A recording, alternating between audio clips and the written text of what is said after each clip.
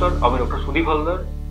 আজকে আমরা আলোচনা করব যে জিআই বা পেটের যে গ্যাস্ট্রোইন্টেস্টিনাল যে ক্যান্সার, সেই অপারেশনের পরে অনেক ক্ষেত্রে আমাদের অপারেশনের আগে যখন আমরা অপারেশন সম্বন্ধে বলি, অনেক সময় অপারেশনের পরেও কিছু কিছু পেশেন্টের ক্ষেত্রে খুব কম সংখ্যক হলেও আমাদের আবার অপারেশন করার দরকার পড়তে পারে, মানে রি অপারেশন, বা আবার সেই পেশেন্টের আবার একটা অ্যাবডোমিনাল ওপেন করে একটা অ্যাবডোমিনাল সার্জারি যেটা অলরেডি হয়েছে সেই পেশেন্টের কিছু কিছু ক্ষেত্রে আমাদের রি অপারেশন লাগতে পারে। তো কখন কোন কোন ক্ষেত্রে এগুলো লাগতে পারে বা কেন এটা লাগে, তো সেটা বোঝানোর জন্য আজকে এই ভিডিও। যে জিআই ক্যান্সারের মূলত একটা কোলন ক্যান্সার যদি একটা এক্সাম্পল হিসেবে ধরা যায়, যে কোলন হতে পারে, রেকটাম হতে পারে।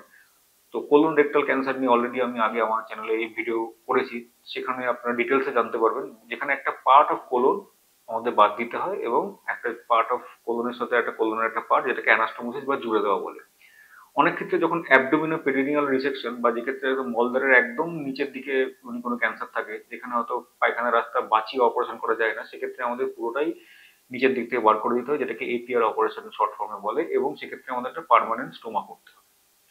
এখন যেসব ক্ষেত্রে অ্যানাস্টোমোসিস করা হলো, সেসব ক্ষেত্রে অ্যানাস্টোমোসিস একটা লিক হতে পারে, মানে যেটা জোড়া হলো সেটা ঠিক মতো হয়তো জুড়লো না কোনো জায়গা থেকে, সেখানে যে ইন্টেস্টিনাল ফ্লুইড হোক বা কোলোনাল ফ্লুইড হোক বা স্টুল হোক, সেটা কিন্তু ওই জায়গা থেকে লিক করে পেটের মধ্যে পড়তে পারে। তো এটা একটা ইন্ডিকেশন যেখানে আমাদের একটা অপারেশন লাগতে পারে। অপারেশন যেহেতু পেটের মধ্যে হচ্ছে, সেসব ক্ষেত্রে পেটের যে অন্ত্র বা নাড়ি, যে ইন্টেস্টিন, সেগুলো অনেক সময় কোনো একটা জায়গাকে ঘিরে জড়িয়ে যেতে পারে, যে ক্ষেত্রে একটা ইন্টেস্টিনাল অবস্ট্রাকশন তৈরি হতে পারে। এবং ইন্টেস্টিনাল অবস্ট্রাকশনটা যদি কনজারভেটিভ ম্যানেজমেন্ট, মানে স্যালাইন বা ডাইলস টিউব এগুলো দিয়ে যদি 24 ঘন্টা 38 ঘন্টার মধ্যে দেখা যায় যে কমছে না, বা পেশেন্টের ক্রমাগত অ্যাবডোমিনাল ডিস্টেনশন হচ্ছে বা ব্যথা হচ্ছে বা এরকম কিছু সমস্যা হচ্ছে যেগুলো কনজারভেটিভলি ম্যানেজ করা যাচ্ছে না, তখন কিন্তু আর একটা ইন্ডিকেশন যেখানে আমাদের অপারেশন করতে হতে পারে। এখন কিছু কিছু ক্ষেত্রে যেটা হতে পারে, যেমন একটা গ্যাস্ট্রেক্টমি অপারেশন হলো, তার যখন অপারেশনের একদিকে ডিউরোনামের মুখটা বন্ধ থাকে, সেই ডিউরোনাম ব্লো আউট হতে পারে, ডিউরোনাম থেকে যে বাইল সেটা পেটের মধ্যে পড়তে পারে, এবং অনেক সময় ড্রেন ফাংশনিং হয়, ড্রেন থেকে কাজ করলে অনেক সময় পেটের মধ্যে অনেকটা এগিয়ে গেল, সেক্ষেত্রে একটা পেরিটোনিয়াইটিস হতে পারে, মানে পেরিটোনিয়ামটা ইনফ্লেমড হলো। সেসব ক্ষেত্রে কিন্তু আমাদের একটা অপারেশন করে সেই পেটে একটা অপারেশন, একটা সেকেন্ড টাইম অপারেশন দরকার পড়তে পারে। পেটের মধ্যে এই যে কালেকশন, সেটা বাইল হতে পারে, স্টুল হতে পারে, অনেক সময় কোনো ইনফেক্টিভ একটা কালেকশন হতে পারে, যেটাকে আমরা পেলভিক অ্যাবসেস বলি। তো এই যে ডিফারেন্ট, বা ব্লিডিং, অনেক সময় দেখা গেলো যে ইমিডিয়েট পোস্ট 24 আওয়ার্সের পরে একটা মেজর একটা ব্লিডিং মনে হচ্ছে, যে আমরা কোনো ইন্টার অ্যাবডোমিনাল যে ড্রেন দেওয়া হয়েছে সেই ড্রেন থেকে আমাদের ব্লাড আসছে, এবং যেটার পরিমাণটা একটু বেশি অ্যালার্মিং, তখন কিন্তু আমাদের একটা অ্যাবডোমিনাল রি এক্সপ্লোরেশন করে ওই ব্লিডিংটা কোথায় হচ্ছে এবং সেটা বন্ধ করে দরকার পড়তে পারে।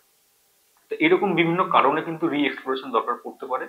হ্যাঁ, এখন যেরকম আমাদের কাছে প্রযুক্তিগত এগিয়ে গেছে, যেরকম আমরা হারমোনিক স্ক্যালপেল হোক, গ্লিগাসিওর হোক, এই যে বিভিন্ন গ্যাজেট ইউজ করা হয়, তাতে ব্লিডিং এর পরিমাণ কম হয়, বা এই কমপ্লিকেশন গুলোর রেট অনেকটা কমে গেছে। আমরা অ্যানাস্টোমোসিস করার সময় এখন স্টেপলার ইউজ করা হয়, তো এগুলোর ক্ষেত্রে তার লিক কমে গেছে। সবসময় স্টেপলার বা হাতে করলে লিক হবে তার কোনো ব্যাপার না, লিক হওয়ার অনেক কারণ থাকতে পারে। তো পেশেন্টের নিউট্রিশন থেকে শুরু করে, অ্যানাস্টোমোটিক টেকনিক থেকে শুরু করে, আরো অনেক ডিজিটাল অবস্ট্রাকশন, অনেক কারণে লিক হতে পারে। তো এই লিক, কোনো কালেকশন, সেটা বাইল, স্টুল বা অ্যাবসেস বা পুঁজ যাই হোক না কেন, এই সমস্ত কারণের জন্য, বা ইন্টেস্টিনাল অবস্ট্রাকশন, যখন নাড়ি পেঁচিয়ে গেল, বা খাবার বা এই যে আমাদের ইন্টেস্টিনাল ফ্লুইড নিচে নামতে পারছে না, তখন কিন্তু আমাদের একটা রি অপারেশন দরকার হতে পারে।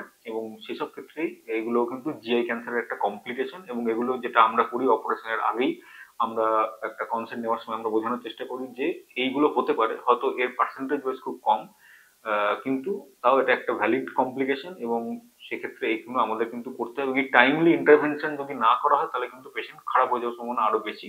হ্যাঁ, অনেক সময় দুটো অপারেশন রিস্কি হতে পারে, দুটো অপারেশনের পরেও অনেক সময় কিছু পেশেন্ট খারাপ হয়, অনেকদিন লং স্টে হতে পারে। ইভেন কিছু কিছু পেশেন্টের হয়তো আমরা কমপ্লিকেশনের জন্য হোক বা যে কোনো কারণেই হোক, তার নিউট্রিশনাল পুর হওয়ার জন্য বা অ্যাডভান্স ক্যান্সারের জন্য হয়তো পেশেন্ট খারাপ হয়ে গিয়ে পেশেন্ট মারাও যেতে পারে, কিন্তু এই নাম্বারগুলো খুব কম। যে কমপ্লিকেশন গুলো প্রত্যেকটা ভ্যালিড, এবং অনেক ক্ষেত্রে আমাদের রি অপারেশন দরকার পড়তে পারে। তো এটাই ছিল যে কোন কোন ক্ষেত্রে বা কখন আমরা একটা রি অপারেশন বা সেকেন্ড টাইম আমাদের একটা ল্যাপারটমি করা দরকার পড়তে পারে। ল্যাপারটমি মানে অ্যাবডোমিনাল রি অপারেশন। তো সেটা নিয়ে ছিল আজকের এটা আলোচনার বিষয়। তো এটা নিয়ে যদি আপনাদের কোনো জিজ্ঞাসা থাকে আমাকে জানান, আমি ডেফিনেটলি আবার তার উত্তর দেওয়ার চেষ্টা করবো। নমস্কার।